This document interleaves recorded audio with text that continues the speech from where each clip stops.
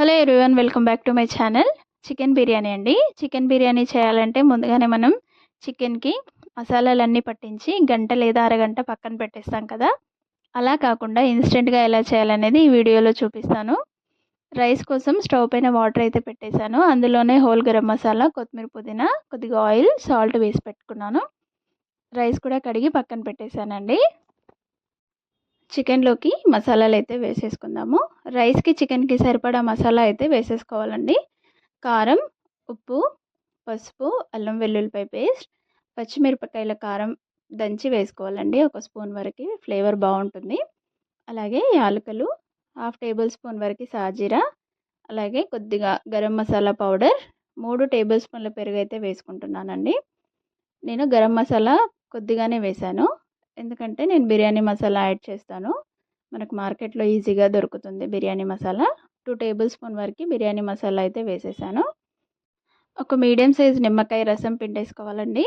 ఇలా నిమ్మకాయ రసం అంతా పిండేసిన తర్వాత చికెన్కి అదే మసాలా అంతా పట్టేలాగా కలిపేసుకోవాలి. ఇలా అంతా కలిపేసి పక్కన పెట్టేసుకోవాలండి. నేను ఫ్రైడ్ ఆనియన్స్ వేయలేదు, ఇన్స్టెంట్ కాబట్టి ఆనియన్స్ అయితే ఫ్రై చేస్తున్నాను. పక్కన రైస్ కూడా ఉడుకుతుంది. రైస్ అయితే యాడ్ చేశాను. ఇప్పుడు మనం ఫ్రై అయిన ఆనియన్స్ కొద్దిగా తీసి పక్కన పెట్టేసుకొని అందులో ఇంకొద్దిగా వదిలేసి అదే ఆయిల్లో మనం కలిపి పెట్టుకున్న చికెన్ వేసేసుకోవాలి. ఈ చికెన్ కలిపిన బౌల్లో ఇంకొద్దిగా వాటర్ యాడ్ చేసుకొని అందులో వేసేసి పైనుంచి కొద్దిగా కొత్తిమీర వేసుకోవాలండి. కొత్తిమీర, పుదీనా 2 వేసేసి మూత పెట్టేసి హై ఫ్లేమ్ పైన 5 to 6 మినిట్స్ అయితే ఉడకనివ్వాలి. ఇలా ఉడికిన తర్వాత ఒక్కసారి కలిపేసుకొని మనము అందులోంచి హాఫ్ క్వాంటిటీ తీసేసుకోవాలి. మనం రైస్ లేయర్స్లా వేసుకుంటాం కదా, అందుకనేసి ఇప్పుడు నేను 80% ఉడికిన రైస్ని చికెన్ పైన అయితే వేసుకుంటున్నాను లేయర్ లాగా.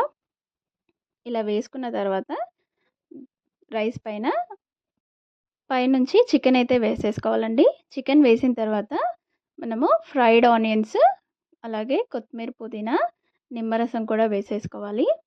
ఇలా వేసుకున్న తర్వాత మిగతా రైస్ కూడా పైనుంచి వేసేసుకోవాలి. ఇలా రైస్ అంతా వేసేసి ఈవెన్గా అనేసుకొని దానిపైన కూడా మళ్ళీ మనము ఫ్రైడ్ ఆనియన్స్, కొత్తిమీర, పుదీనా, నిమ్మరసం వేసుకోవాలి. అలాగే మనం రైస్ ఉడికించిన వాటర్ ఉంటాయి కదండి, అవి నేను 2 కప్స్ అయితే రైస్ పైన వేసుకున్నాను. ఇలా వేయడం వల్ల రైస్ పూర్తిగా కుక్ అవుతుందండి. దీనికి హోల్ ఉంది కదా, దానిపైన టిష్యూ పేపర్ అయితే పెట్టేసి మీడియం ఫ్లేమ్లో 5 మినిట్స్, లో ఫ్లేమ్లో ఇంకో 5 మినిట్స్ పెట్టేసి స్టవ్ ఆఫ్ చేసేసుకున్నాను. స్టవ్ ఆఫ్ చేసిన వెంటనే మనం మూత అయితే తీయొద్దండి. ఒక 10 మినిట్స్ అయిన తర్వాత తీయాలి. చూసారా, రైస్ అయితే చాలా బాగా ఉడికిపోయింది. పుల్లలుగా ఉంది.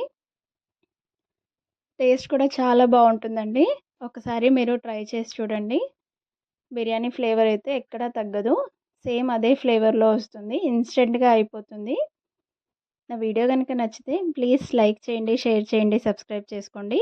అలాగే సబ్స్క్రైబ్ చేసుకున్న వాళ్ళందరికీ thank you so much. Please subscribe.